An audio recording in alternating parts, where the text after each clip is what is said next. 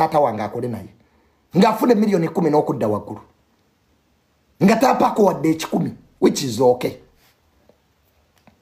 nga bakola ne Kasuku nga ayina enkwe ng'agenda eyo mu gavumenti n'awaayo ebyama bya my dad ne tusirika nze tatange yali yakoowa Kasuku ni just because ye yali musajja mukulu okisegeera ng'ebintu abitwala ize ne my dad yali yakoowa Kasuku era siga abana banganga bakola ng'olaba tatanga ayina eriiso lyamukuba ffe twategeera Kasuku bye yakola ng'agenda eri n'awaayo reports mu bakama be n'aketta daddi ne tusirika era muzeeyi wange lwe yafa omuntu gwe nali nina okusooka okwejjako yali Kasuku.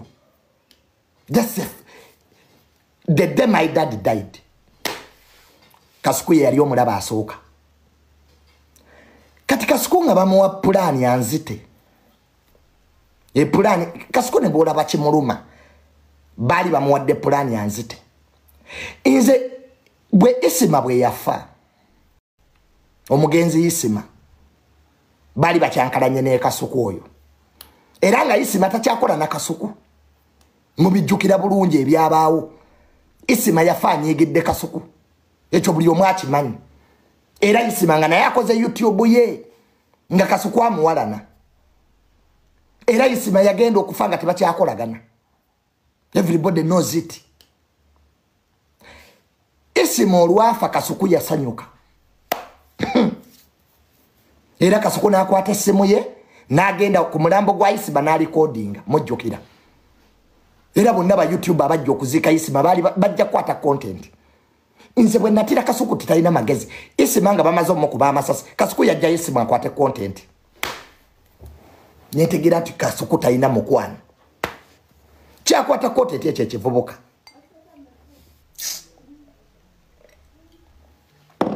Isima bali bakamukuba amasasi Kasuku yajja n'essimu akwate content gwe tiense no mukwano gwo nga afudde zange tojja zinkolamu sasula lonizo oyagala okulaga nti oli mugagga kyekikusombo wanga ate toli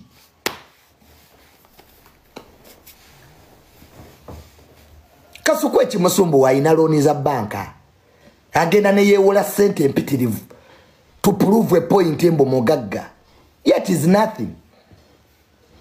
Toyina mulimo Kasuku toyina business wakola kuku juice naagwa oba Kasuku abantu bakwagala lwaki kuku juice yagwa wajja wano n'okola kuku juice mbu omukoledde mukazi wo mbu abantu bagule juice nga tebabigula anti bakwagala tebakwagala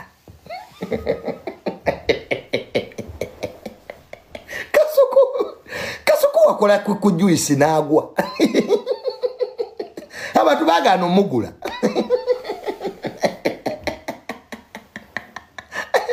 werabidde ati mboyina abantu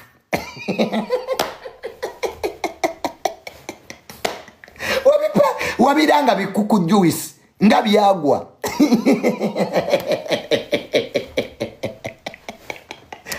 ati wepanka mboyina abantu kuku juice yalaga wago wakola yagwa nawe tebakwagala mbu Junior mujje munangireko kuku juice byagwa byali tebiwooma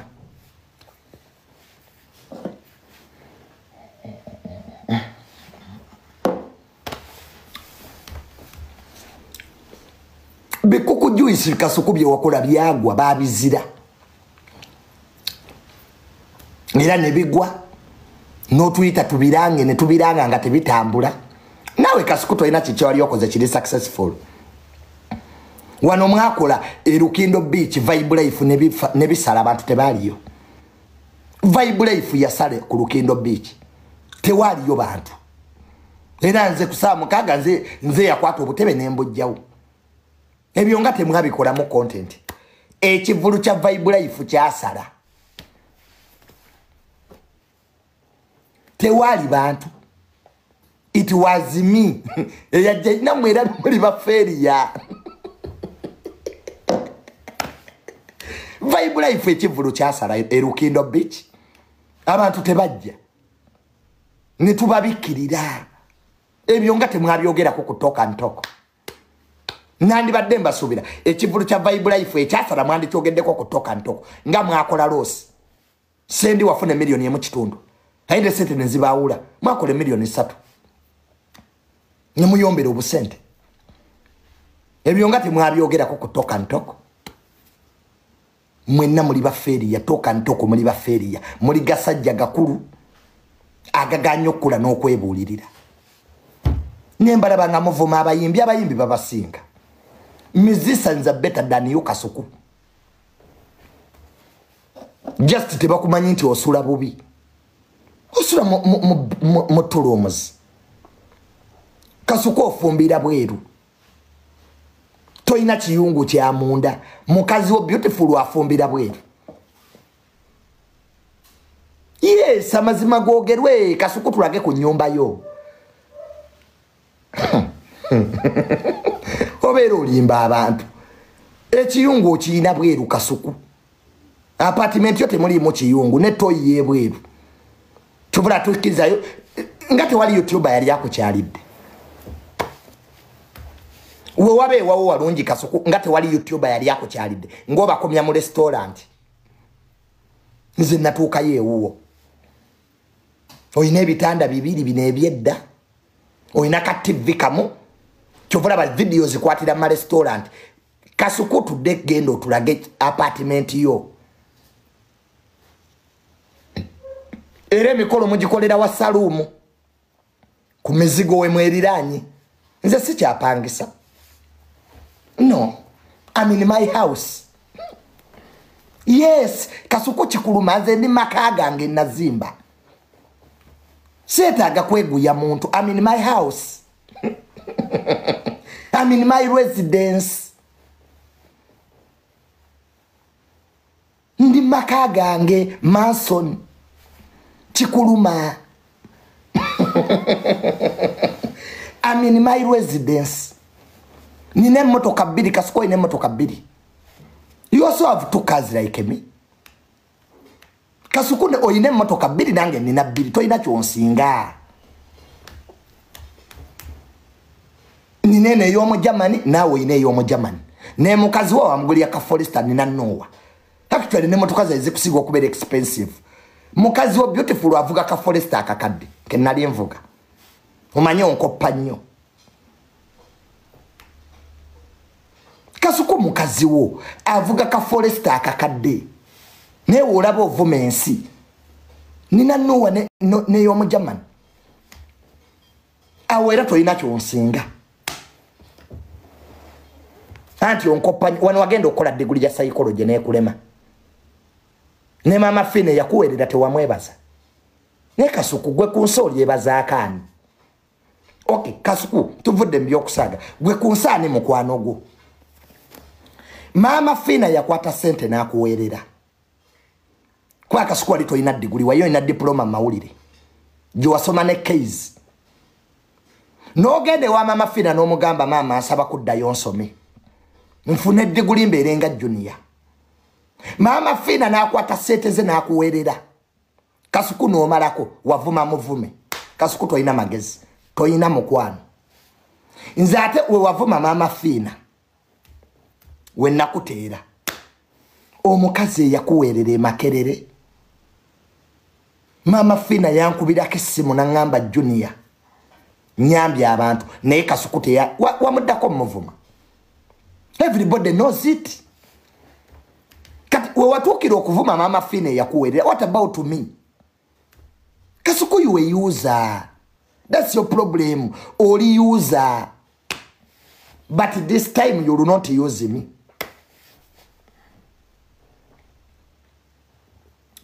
not da ku mama Fine yakuwerera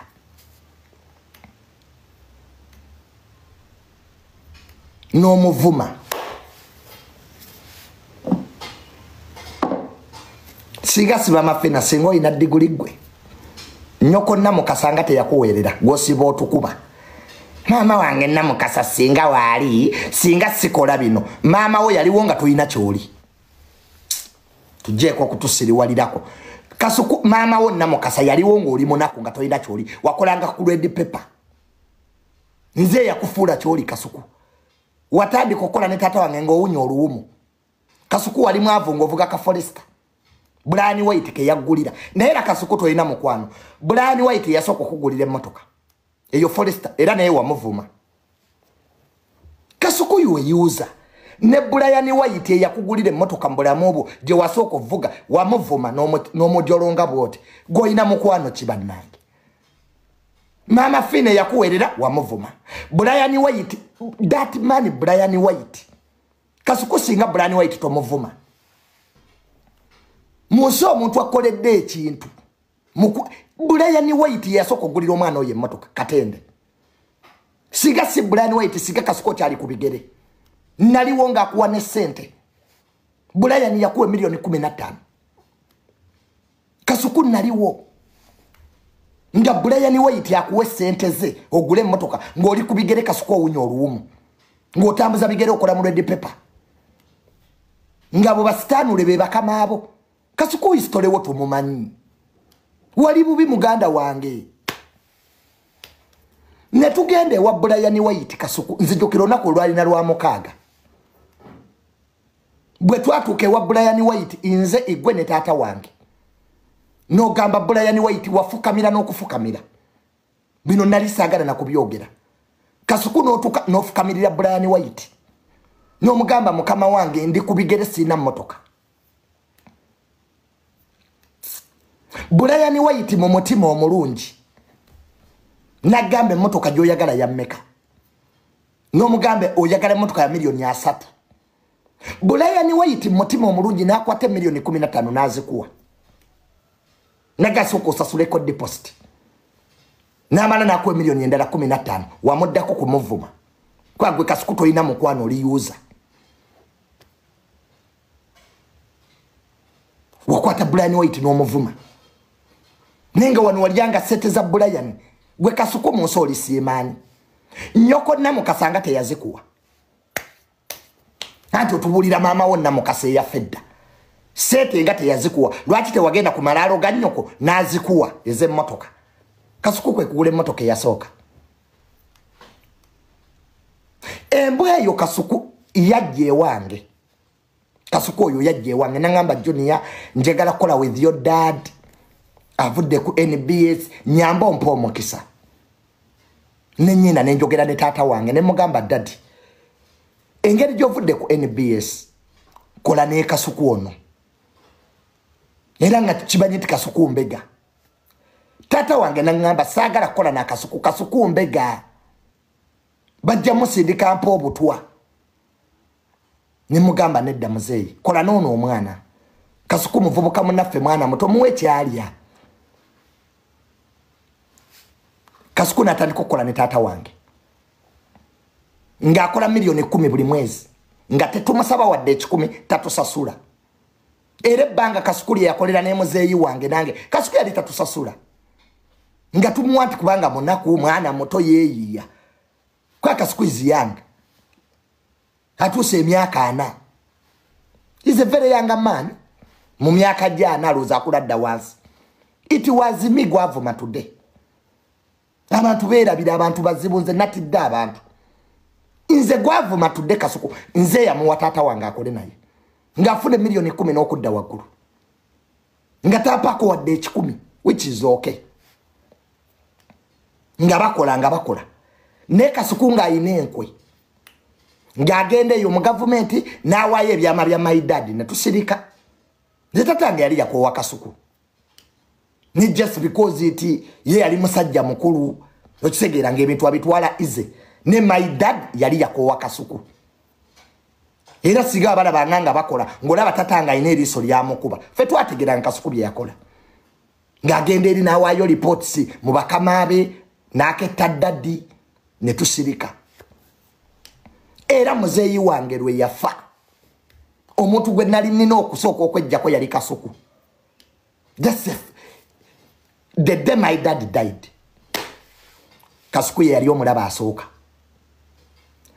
kati Kasuku nga bamuwa pulaani anzite plan Kasuku ne bola bakimuluma bali bamuwadde plan yanzite inze bwe Isima bwe yafa omugenzi Isima bali bakyankalanye ne Kasuku oyo era nga Isima takyakola na Kasuku mubijjukira bulungi ebyabaawo Isima yafaanye egedde Kasuku ekyo buli omu akimanyi era Isima nga naye akoze YouTube ye nga Kasuku amuwalana era Isima yagenda okufa nga tebakyakolagana everybody knows it Isima olwafa Kasuku yasanyuka era Kasuku n'akwata essimu ye n'agenda ku mulambo gwa Isima n'alicordinga mujjukira era bonna ba YouTube abajja okuziika Isima bajja kwata content nze bwe natira Kasuku titalina magezi Isima nga bamaze omukuba amasasi Kasuku yajja Isima akwate content nyetegira nti Kasuku talina mukwano kyakwata content ekyo ekivubuka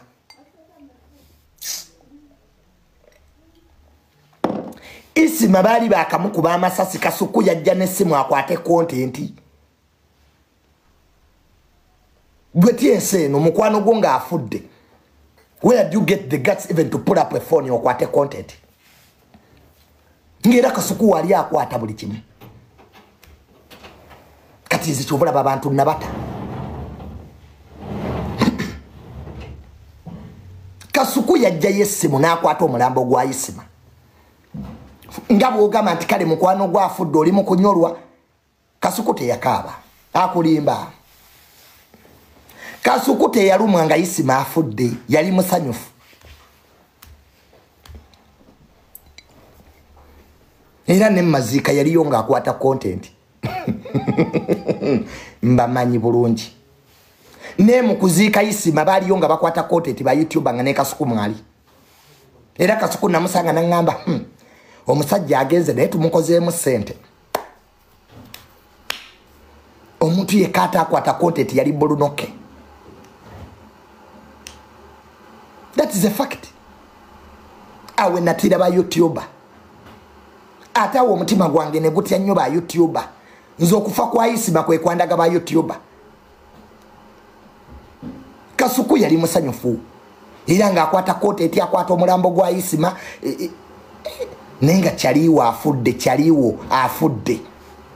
Ojawa amanyi mu butufu agakwata essimu. Muzeyi wange lwe yafa Kasuku yalina essimu ng'akwata content. Tata wange lwe yafa yali agana n'omulambo gukwata twagana mugani.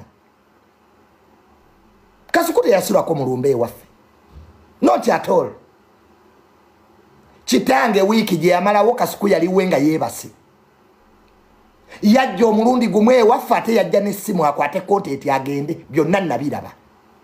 Saali muto nali ntegeera. Mu mutima gwange ne neewuunya. Kasuku teyasulako mulumbe akulimba. Yali yeewe ne beautiful nga yeegadanga. Akola ki content. Yajja omulundi ogwo. Era yajja n'essimu nga bonna bataddeko amasimu bajje bakwate content nenga kyaliwo afiiriddwa. Mukwano gwa afiiriddwa taata we. Nga ddala oli mukwano gwe toli hypocrite. Nojja n'essimu n'okwata n'ogenda n'ewaffe tebamala wadde eddakiika oyogolaba.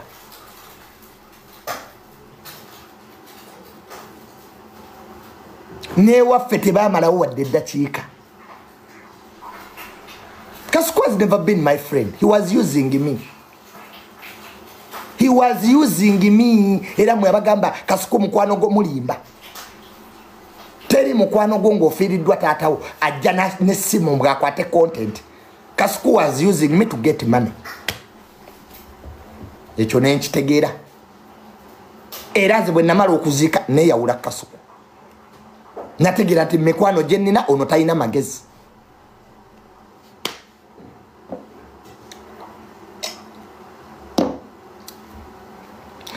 Wano tuzze mu byentalo ebyabaawo ng'akukuta Kasuku.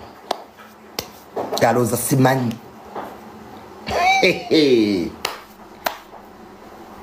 Kati Kasuku bwe namweyawulako yawulira bubi. Nakola YouTube nagamba tejja kukola. boys dormitory Kasuku ya basente zaffe boys dormitory Kasuku ye yatutabula mu boys dormitory fenna okwevuma era jjo nabadde njogera ne lili paze ekiro ne mugamba olabikishe nagamba boys dormitory okutabuka yali Kasuku ng'agende wali lili pazo namugamba ebigambo najje wange nangamba ebigambo nave wa Bulunoke namugamba ebigambo najje atokumanya Kasuku oyine enkwe Bulunoke yategeka concert ye Kasuku nankubira nangamba tetugenda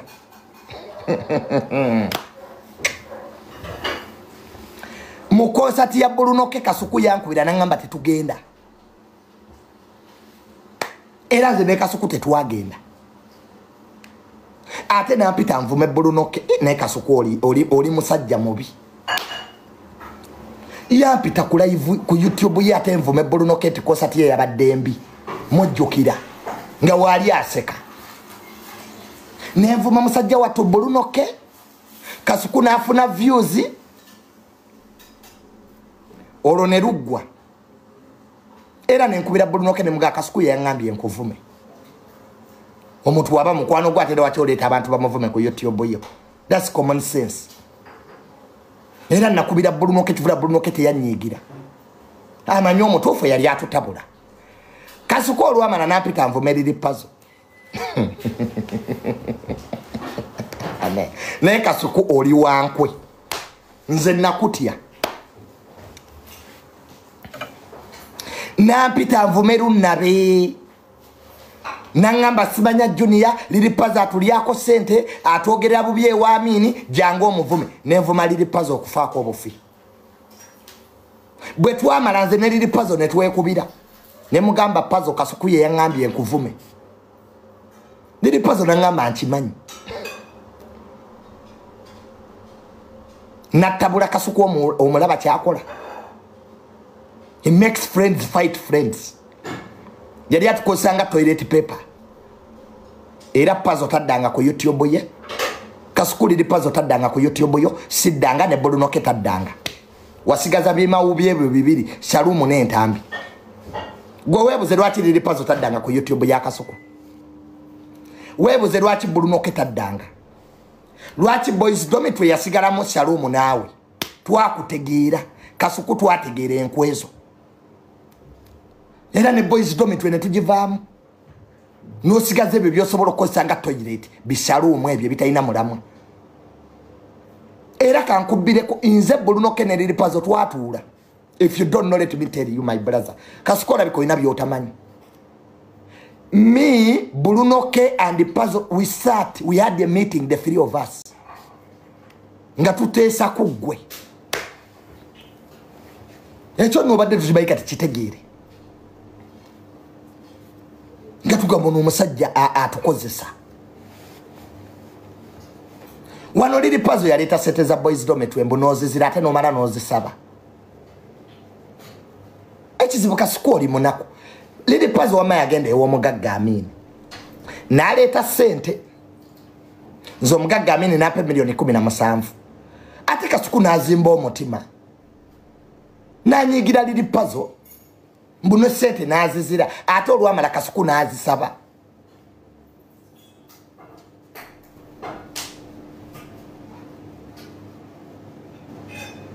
Esente zali lili pazo.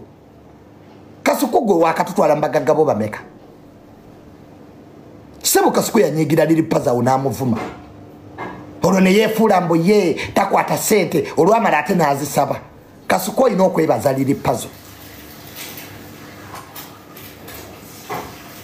Toyina wa mugagga Kasuku gye wali otututte. Oluseke lwo olukuba wekka sente ozirya wekka togaba wadde 10.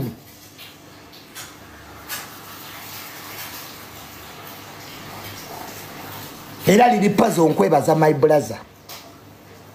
Webale kutwagaliza pazo. Watuleetera omugagga Amini Kasuku n'atutabangula. Omugagga Amini yampa $17,000,000 zimala. N'abalala mufune. Gwa ngamba Amini yango bakituufu yape sente $17,000,000 zamala.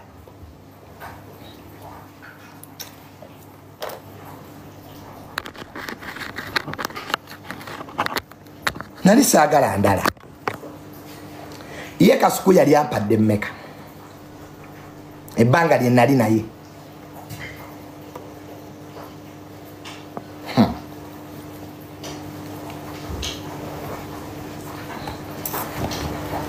boys dometwe ne tugivaamu lili pazo n'agivaamu nenjivaamu ne bulunoke nga tutegedde nti Kasuku gwe kajiiko nattabula wano nendwala nenyenda mu ddwaliro Kasuku teyasasula ku ddwaliro eryo mbu muganda wange yamukubira gwe weekubira teri yakukima Kasuku wali ozedde kamera mu ddwaliro kola views nenga saagala simu yo wano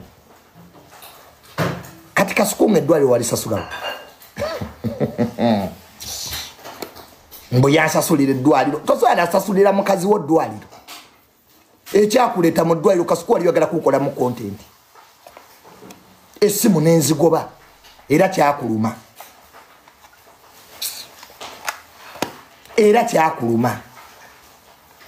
wajja mu ddwaliro nkolemu content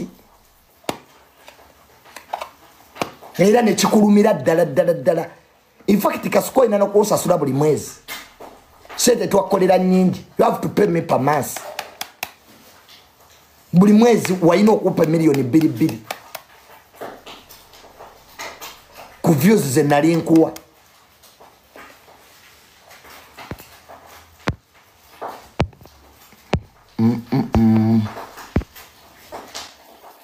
buyandetera KFC agigulire nnyina amanyira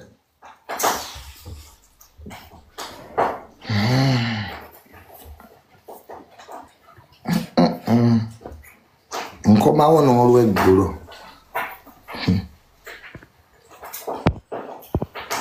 embizzi eyo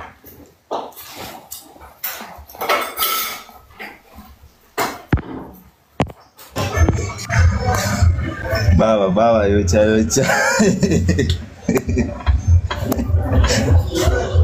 baba ekisajja kyakukola bubi kyoke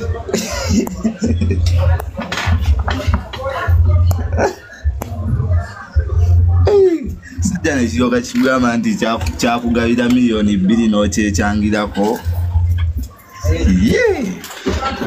Junior ng'oli mubi nnyo omusajja yakugabira miliyoni 2 ate n'odduka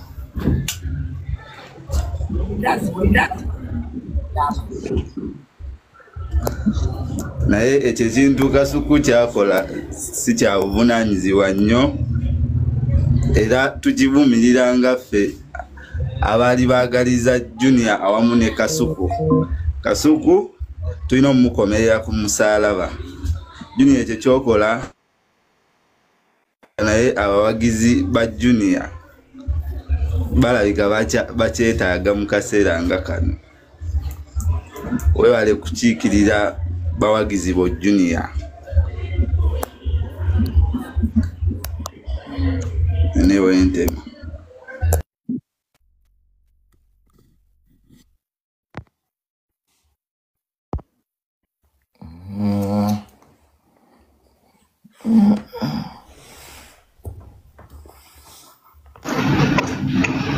omwana w'okkaala ogamba otya banaye tolina saawundi Junior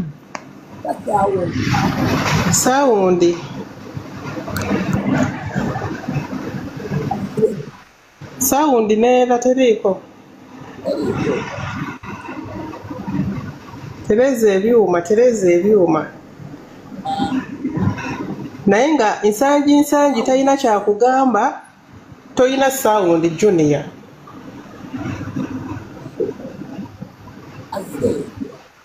saawundi ekyagaanyi nsangi mwana wange sebbuto emabega yalidde ensangi Junior sooka otereze saawundi mwana w'okkaalo talina na network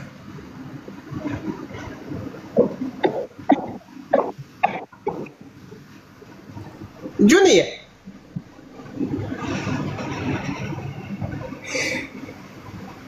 tusooke tuyimemu akayimba ka Nsanji guys. Nsanji mwana wange olwo nga basindika eri wa kuku sebbute emabega yalidde Nsanji.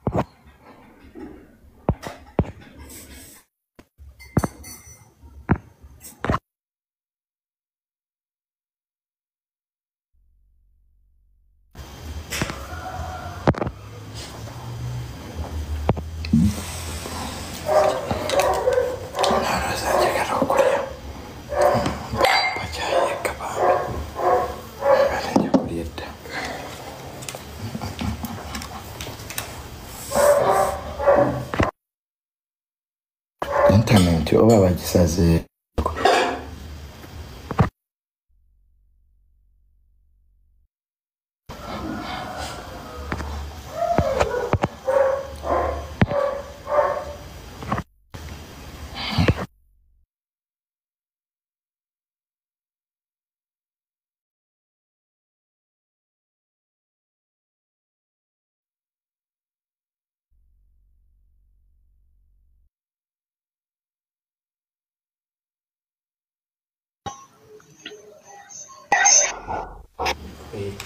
Junior. wangi Junior. Yebaleko sebo. wangi